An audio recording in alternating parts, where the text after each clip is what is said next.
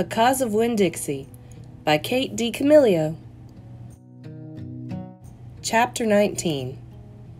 In the morning, me and Winn-Dixie went down to sweep the pet store, and I took a litmus lozenge for Otis. "Well, is it Halloween?" Otis asked when I handed him the candy. "No," I said. "Why?" "Well, you're giving me candy." "It's just a gift," I told him, "for today." "Oh," said Otis. He unwrapped the litmus lozenge and put it in his mouth, and after a minute, tears started rolling down his face. "Thank you," he said. "Do you like it?" I asked him. He nodded his head. "It tastes good, but it also tastes a little bit like being in jail." "Gertrude!" Gertrude squawked. She picked up the litmus lozenge wrapper in her beak and then dropped it and looked around. "Gertrude!" she screamed again. "You can't have any," I told her. "It's not for birds." Then real quick, before I lost my nerve, I said, "Otis, why were you in jail for? Are you a murderer?" "No, ma'am," he said. "Are you a burglar?" "No, ma'am," Otis said again. He sucked on his candy and stared down at his pointy-toed boots. "You don't have to tell me," I said. "I was just wondering." "I ain't a dangerous man," Otis said, "if that's what you're thinking. I'm lonely, but I ain't dangerous." "Okay," I said, and I went into the back room to get my broom. When I came back out, Otis was standing where I left him, still staring down at his feet. "It was on account of the music," he said. "What was?" I asked. "Why I went to jail.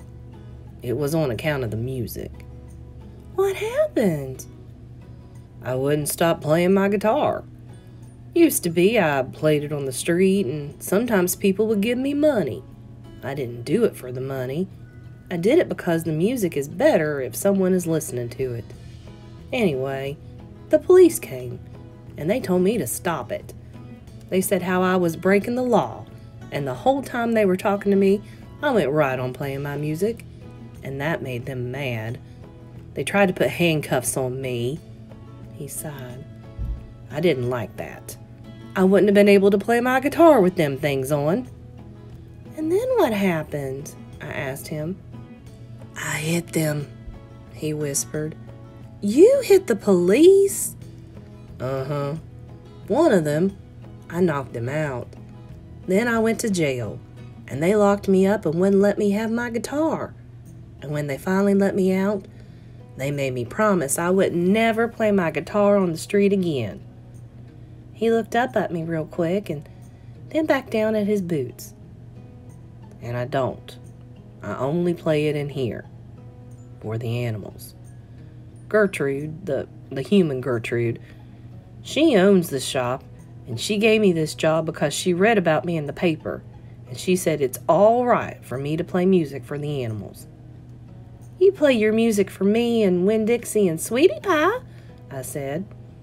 "Yeah," he agreed, "but you ain't on the street." "Thank you for telling me about it, Otis," I said. "It's all right," he said. "I don't mind." Sweetie Pie came in and I gave her a litmus lozenge, and she spit it right out. She said that it tasted bad. She said that it tasted like not having a dog. I swept the floor real slow that day. I wanted to keep Otis company. I didn't want him to be lonely. Sometimes it seemed like everybody in the world was lonely. I thought about my mama. Thinking about her was the same as the hole you keep on feeling with your tongue after you lose a tooth. Time after time, my mind kept going to that empty spot, the spot where I felt like she should be. Chapter 20. When I told Gloria Dump about Otis and how he got arrested, she laughed so hard she had to grab hold of her false teeth so they wouldn't fall out of her mouth. "Woo-wee," she said when she was finally done laughing. "That sure is some dangerous criminal." "He's a lonely man," I told her. He just wants to play his music for somebody. Gloria wiped her eyes with the hem of her dress. I know it, sugar, she said, but sometimes things are so sad they got to be funny. You know what else? I said, still thinking about sad things. That girl I told you about, the pinch-faced one, Amanda? Well, her brother drowned last year. He was only 5 years old, the same age as Sweetie Pie Thomas. Gloria stopped smiling. She nodded her head. I remember hearing about that, she said. I remember hearing about a little drowned boy. That's why Amanda is so pinched-faced, I said. She misses her brother. Most likely, Gloria agreed. Do you think everybody misses somebody? Like I miss my mama? Mm-hmm, said Gloria. She closed her eyes. I believe sometimes that the whole world has an aching heart. Well, I couldn't stand to think about sad things that couldn't be helped anymore, so I said, Do you want to hear some more Gone with the Wind? Yes, indeed, Gloria said. I've been looking forward to it all day. Let's see what Miss Scarlet is up to now. I opened up Gone with the Wind and started to read, but the whole time I was thinking about Otis, worrying about him not being allowed to play his guitar for people. In the book, Scarlet was looking forward to going to a big barbecue where there was going to be music and food. That's how I got the idea. That's what we need to do, I said. I slammed the book shut. Winn-Dixie's head shot up from underneath Gloria's chair. He looked around all nervous-like. Huh? Said Gloria Dump. Have a party, I told her.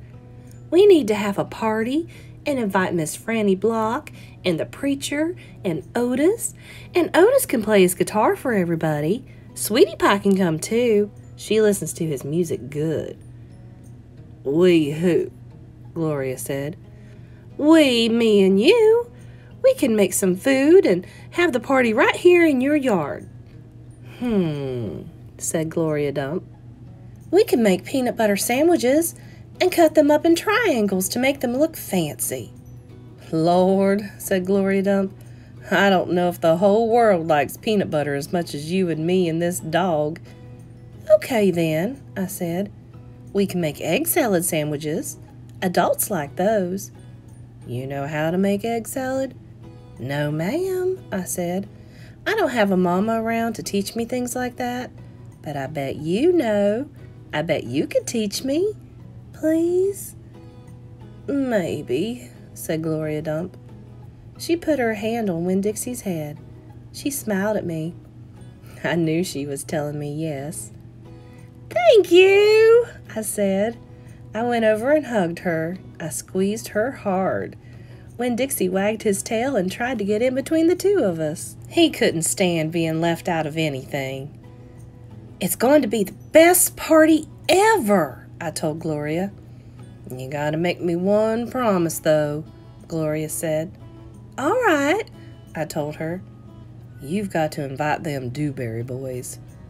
Dunlap and Stevie? Ain't gonna be no party unless you invite them. I have to? Yes, said Gloria Dump. You promise me. I promise, I said. I didn't like the idea, but I promised. I started inviting people right away. I asked the preacher first. Daddy, I said. Opal, the preacher said back. Daddy, me and Winn-Dixie and Gloria Dump are having a party. Well, said the preacher, that's nice. You have a good time. Daddy, I said, I'm telling you because you're invited. Oh, said the preacher. He rubbed his nose. I see. Can you come? I asked him. He sighed. I don't see why not, he said. Miss Franny Block took to the idea right away. A party, she said, and clapped her hands together. Yes, ma'am, I told her. It will be kind of like the barbecue at 12 Oaks in Gone with the Wind, only it's not going to be as many people, and we're going to serve egg salad sandwiches instead of barbecue." "That sounds lovely," Miss Franny said. And then she pointed at the back of the library and whispered, "Maybe you should ask Amanda too." "She probably won't want to come," I said. "She doesn't like me very much." "Ask her. See what she says," Miss Franny whispered. So I walked to the back of the library and I asked Amanda Wilkinson in my best manners voice to please come to my party. She looked around all nervous and stuff. "A party?" she asked. "Yes," I said. "I sure would like it if you could come." She stared at me with her mouth open. "Okay," she said after a minute. "I mean, yes, thank you. I would love to." And just like I promised Gloria, I asked the Dewberry Boys. "I ain't going to a party at a witch's house," Stevie said. Dunlap knocked Stevie with his elbow. "We'll come," he said. "We will not," said Stevie. "That witch might cook us up in her big old witch's pot." "Well, I don't care if you come or not," I told them. "I'm just asking because I promised I would." "We'll be there," said Dunlap, and he nodded at me and smiled. Sweetie Pie was very excited when I invited her. "What's the theme?" she asked. "Well, there isn't one," I said. "You got to think of a theme," she told me. She stuck her knuckle in her mouth and then pulled it back out. "It ain't a party without a theme. Is this dog coming?" she asked. She wrapped her arms around Winn-Dixie and squeezed him so hard that his eyes almost popped out of his head. "Yes," I told her. "Good," she said. "You could make that the theme. It could be a dog party." "I'll think about it," I told her. The last person I asked was Otis. I told him all about the party and that he was invited, and he said, "No, thank you." "Why not?" I asked. "I don't like parties," said Otis. "Please," I begged. "It won't be a party unless you come. I'll give you a whole free week of sweeping and arranging and dusting.